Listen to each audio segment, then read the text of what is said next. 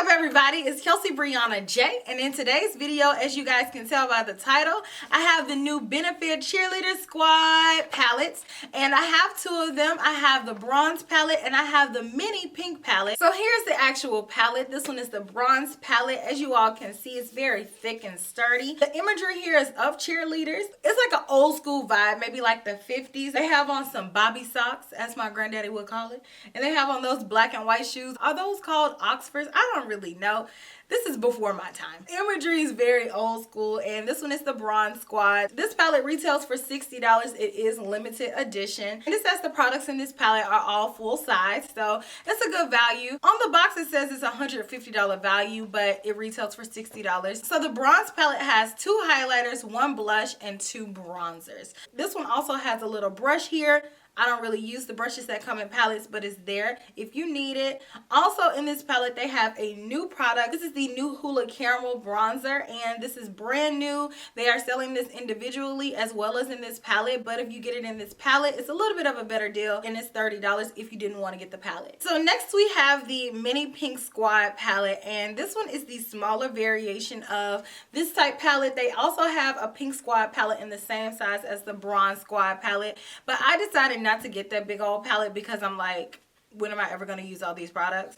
So this one had everything that I need, and it has 3 of the products from the pink palette. It has the California Blush, Tickle Highlighter, and Dandelion Blush. What this palette omits from the bigger palette is the Hula Bronzer, which it comes in the Bronze Squad already, so I don't need 2 of those. And the Dallas Blush, which I've never even tried it, so I don't even know what I'm missing. But this one retails for $30. These are not full-sized products. These are smaller versions of that. Let's go ahead and jump into swatches of each palette. I will have them labeled accordingly, and then following that, I will try on each of the products from each of the palettes. So enjoy.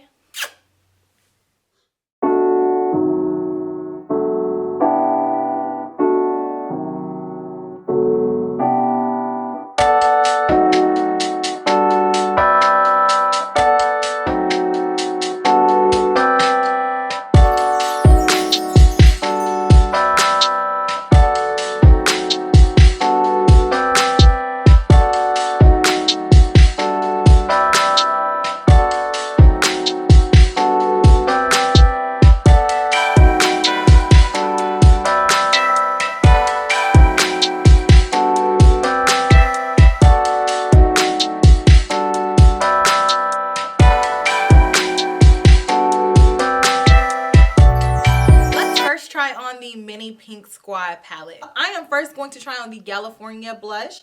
This is a Hakuhodo S110 brush, and the first thing that I'm noticing is that this gold overspray is gone. I'm trying to load this brush up with the blush. Let's see what it does. It smells good. Okay, this is a really pretty color. I remember when this came out like last year or so. They had it like in a vending machine in California or something crazy. But I think that's a really pretty, fun spring color. It brightens up the face. I really enjoy a coral blush. It's very light and airy. It's not a very dark color at all. It's something to make the cheeks come alive and pop. Now I'm going to take a Hakuhodo S110 brush and the color Tickle. I am going to apply this as my highlight. Very pigmented. Showing up very nice and golden, almost like a rose gold color. It's smooth, so it gives you a really nice golden highlighted look. I like it. Now I'm going to try on Dandelion, which I don't really know how this color is going to look on me, so we'll see. Okay, this color definitely showed up a lot better than I was just giving it credit for. It really pops against my complexion, and it gives me a nice natural flush. So I like it. I didn't think it was going to show up, but it definitely does, and it's not chalky on my complexion at all. It actually looks really good. Like just a natural everyday type blush. Now let's try on the Bronze Squad. I am the most interested in the color Gold Rush. I'm going to take that with a Surratt highlighting brush. It looks like that gold is kind of an overspray, but it may be glitter embedded in this color too. Let's apply. It smells so good. Okay. It's just like a light golden highlight. Very subtle. Not very prominent at all. But it looks okay. It's just something to throw on if you're just wanting a little bit of glitter. But it's just very soft, so it's not really making a huge splash on my face. And on the other side, same brush, I'm going to try the color Cookie. This one looks like it's the more, yeah, this one is the more refined highlighter. It's almost like a sheen type highlighter. I prefer this formula to a more traditional powdery, glitterier highlighter. Like this one is more reflective than this one. This one is definitely just the shimmers. This one has the high beam effect. Now let's try on Coralista.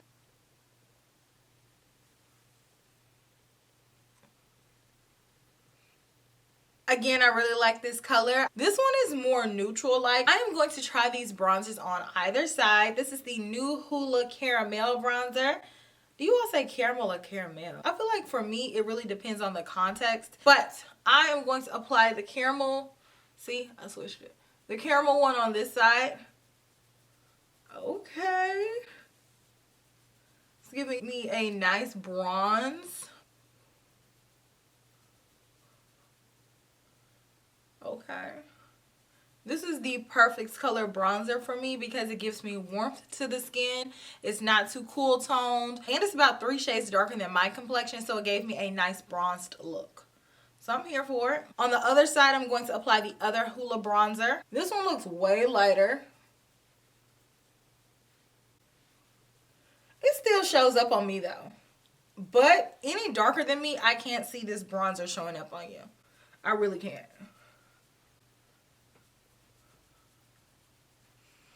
It's a more natural bronze, so as you all can see, it's very light, and this side is the more dramatic side, so you all can see the differences between the caramel bronzer and the original Hoola bronzer. I would wear this one with this one, so I'm going back in with the Hoola bronzer, and you all see how this one is a lot darker on me.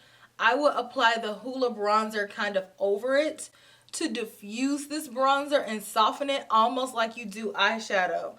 So you just go over that and it really buffs it out, and it's almost like a transition color for your bronzer to soften it up if you have too dark of a bronzer color. And I do this all the time.